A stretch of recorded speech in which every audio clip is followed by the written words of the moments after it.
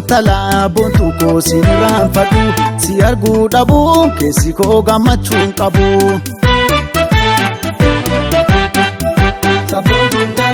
Badhaasi esi uumee rabbii hamaa hamtuu si oolchee keessa kee faayessee tolchee miidhagsee si bareechee. Sabboontuun talaa boontuu koo si irraanfadhu si arguu dhabuu keessi koo gammachuu hin qabu.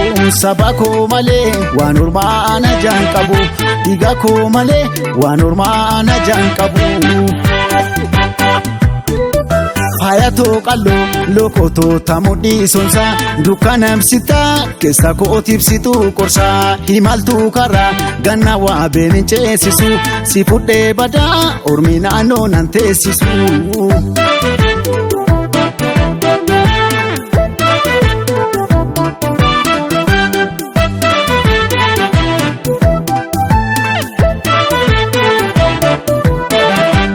Sabaanatti kootu boontuu sabaanatti kootu waamuusin ooltu haja sirraa qaba yoo ansi waamee na kootu. Aadaa fafaan kan abbaa kiyyaa maaloo jabeessa lameen biyyaa waa yaadannaa kan ormaa gahee qabsoo meeqaan kana siin gahee akka kileefa baabee durii. Yaadaan ilaali waliin turii faayaan bareede faayoon talaa ati anaan ani siin tolaa. Dacha fatteeloo shagaatiraa baareenni kee adda waan biraa moonaalisaa si fakkeessisaa anami orma kajeelchisaa. Si kajeelanii bareedaaf si kajeelanii na jalaa si haleelanii na jalaa si haleelanii na jalaa si haleelanii na jalaa si haleelanii.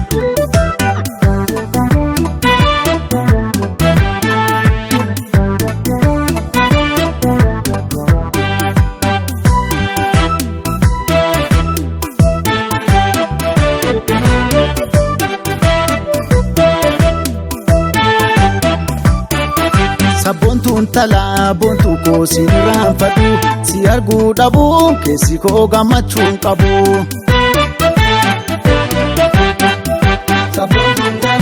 Badhaasi esi uumee rabbii hamaa hamtuu si oolchee keessa kee faayessee tolchee miidhagsee si bareechee. Sabboontuun talaa boontuu koo si irraanfadhu si arguu dhabuu keessi koo gammachuu hin qabu.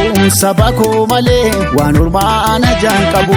Dhiiga koo malee waan ormaa anajaa hin qabu.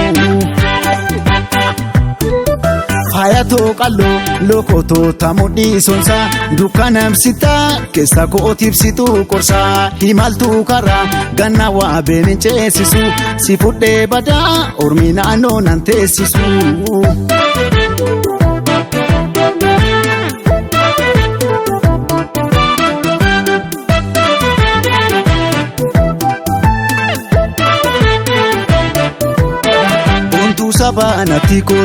Boontuu sabaanatti kootu waamuusin ooltu haja sirraa qaba yoo ansi waamee na kootu.